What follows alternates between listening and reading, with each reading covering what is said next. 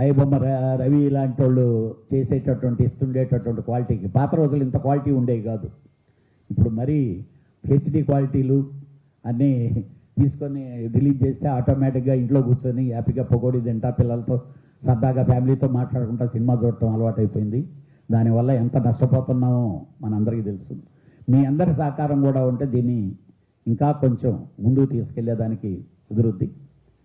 ఇలాంటి దుర్మార్గుల్ని శిక్ష పడేదాగా లేకపోతే ఇది అరెస్టులు కాదండి, ఎన్కౌంటర్లు చేయాలి.